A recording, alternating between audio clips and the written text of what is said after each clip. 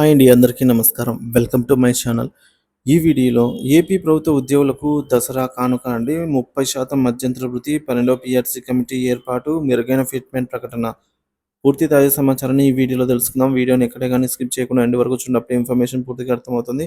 Video చూస్తున్న ప్రతి ఒక్కరు వీడియోకి లైక్ చేయండి ఫ్రెండ్స్. అలాగే ఈ వీడియోని తోటి ఉద్యోగ పెన్షన్ మిత్రులతో అయితే షేర్ చేయండి. కొత్తగా మన ఛానల్ చూస్తున్న వారు సబ్స్క్రైబ్ చేసుకున్నట్లయితే దయచేసి మన ఛానల్‌ని సబ్స్క్రైబ్ చేసుకోండి. దీని ద్వారా నేను చేసే లేటెస్ట్ వీడియోస్ అన్నీ మీ వరకు రీచ్ అవుతాయి. ఇక ఆలస్యం చేయకుండా వీడియోలోకైతే వెళ్ళిపోదాము.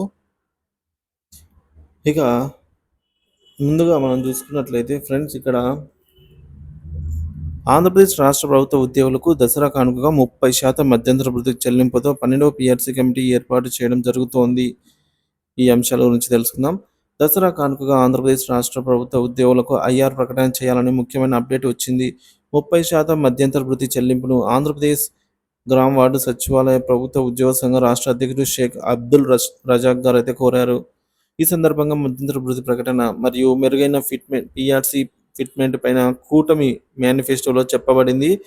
ప్రభుత్వం అధికారంలోకి వచ్చిన వెంటనే ఈ అంశాలను అమలు చేస్తారని ప్రామిస్ చేసింది.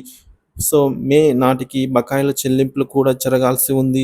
ప్రస్తుతం 2018 నుంచి 2020 వరకు పెండింగ్ డిఆర్ బకాయిలు మొత్తం 26,000 కోట్ల వరకు ఉంది. ఈ మొత్తం ప్రతి ఉద్యోగి వారి బేసిక్‌పై ఆధారపడి 3 నుంచి 4 లక్షల వరకు కూడా చెల్లించాల్సి ఉంటుంది ప్రభుత్వం. ఈ నెల 10న జరగబోయే కేబినెట్ సమావేశంలో మరింత స్పష్టత రానుంది. ఈ సమావేశంలో 12వ పీఆర్సీ పే కమిషన్ ఏర్పాటు చేయాలని మరియు మెరుగైన ఫిట్మెంట్ ఇవ్వాలని ప్రభుత్వానికి విజ్ఞప్తి చేయడం జరిగిందనేది తాజా సమాచారం ఫ్రెండ్స్. దీనిపై మీ అభిప్రాయాన్ని కామెంట్ ద్వారా తెలియజేయండి. మధ్యంతర భృతి 30% ఇస్తే బాగుంటుందా, 35% ఇస్తే బాగుంటుందా అనేది కామెంట్ చేయండి. Thank you for watching this video.